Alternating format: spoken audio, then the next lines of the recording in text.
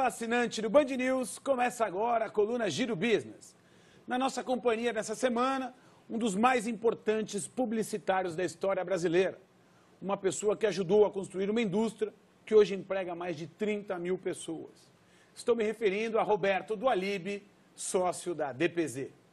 Dualib, é um prazer tê-lo aqui no Giro Business para discutir a indústria da publicidade e reiterar para o assinante da Band News a relevância da DPZ, uma empresa que hoje dita a regra do que é a indústria de comunicação e por onde passaram publicitários importantes como Oliveto, como Nizam Guanais, como Marcelo Serpa, por exemplo, que passando pela DPZ tiveram a oportunidade de construir seus grandes grupos.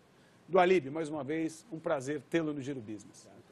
Muito obrigado, Sérgio. É uma oportunidade única estar na Bandeirantes com você. Eu vi essa empresa nascer, eu era muito amigo do João Saad e do seu filho, morava vizinho aqui, de maneira que para mim, acho que para a minha carreira, é importante estar aqui. Eu agradeço mais uma vez essa oportunidade. Muito obrigado.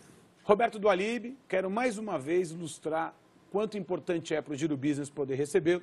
Importante para mim. E nessa ocasião, imagina, poder discutir a indústria da publicidade. Uma indústria que tem crescido e muito quando a gente analisa o Brasil pontualmente. Dados apontam que para 2013 os investimentos em mídia no Brasil devem crescer algo em torno de 9%, quando a média de investimentos global deve crescer algo em torno de 4%. Se isso de fato se der, o Brasil será a terceira indústria que mais crescerá no ano, ficando apenas atrás da Alemanha e da Austrália.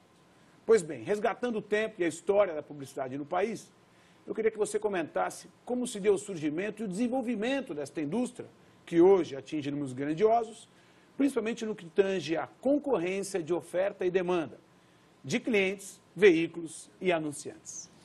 Nós devemos olhar essas estatísticas dentro de um contexto mais realista. Nós, de fato, a nossa verba total em comunicação atinge aproximadamente 30 bilhões de reais por ano.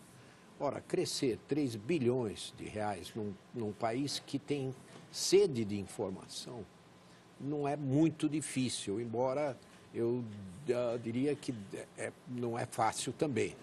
Agora, a Alemanha tem uma verba total que é 10 vezes a brasileira.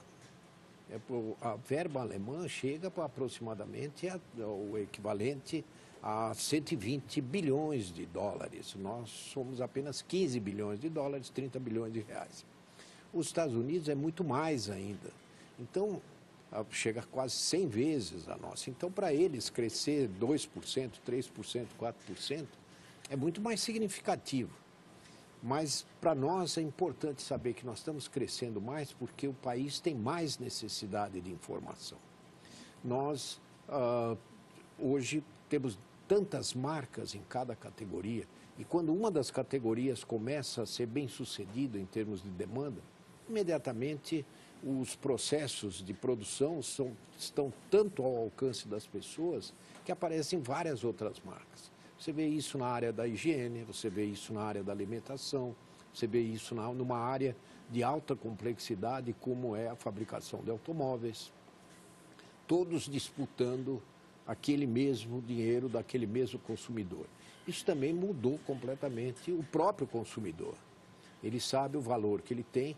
Ele se endividou um pouco nos últimos anos para poder ter acesso a todos esses benefícios, mas nós temos que levar em consideração uma frase que o Clinton disse quando, no seu discurso de despedida, ele disse o seguinte: hoje uma dona de casa em qualquer lugar do mundo tem mais acesso a benefícios do que teve o mais rico imperador há 100 anos atrás. Por quê? Porque foi dado liberdade à produção. Todo mundo que tem alguma coisa a produzir, tem alguma coisa a vender que beneficie as outras criaturas humanas na parte de saúde, na parte de mobilidade, na parte de beleza. O ideal da beleza, por exemplo, se disseminou de tal maneira na moda, na maquiagem, na própria saúde, nas academias.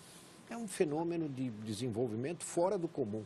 E a propaganda teve um papel importantíssimo nisso. O Brasil ainda precisa mais para fazer com que uma parte importante da sua população venha ao século XXI. Agora, Roberto do Alíbio está comentando de fatos que certamente ajudaram o aumento da competitividade da indústria, da propaganda e toda a sua cadeia de valores, como, por exemplo, os veículos de comunicação. Isso fez com que a indústria deixasse de ser romântica, como se pareceu há muitos anos atrás, quando se tinham poucas marcas de alguns respectivos segmentos, e hoje, dentro desse contexto muito mais competitivo, que se dá também pela convergência dos meios de comunicação e da globalização, mudaram de fato o jeito de se agir e o jeito de se promover a publicidade? Sem dúvida. Eu, por exemplo, sou de uma geração, porque eu ainda estou vivo, eu sou uma geração que viu o surgimento de algumas indústrias no Brasil, da maioria das indústrias, na verdade.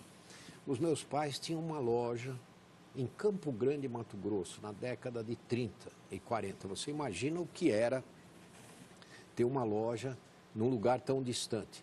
Eu via, por exemplo, o merchandising da Nestlé, aquela vaquinha que mexia a cabeça, como uma coisa fantástica, descomunal. Hoje, o merchandising, o material está ao alcance de todo mundo.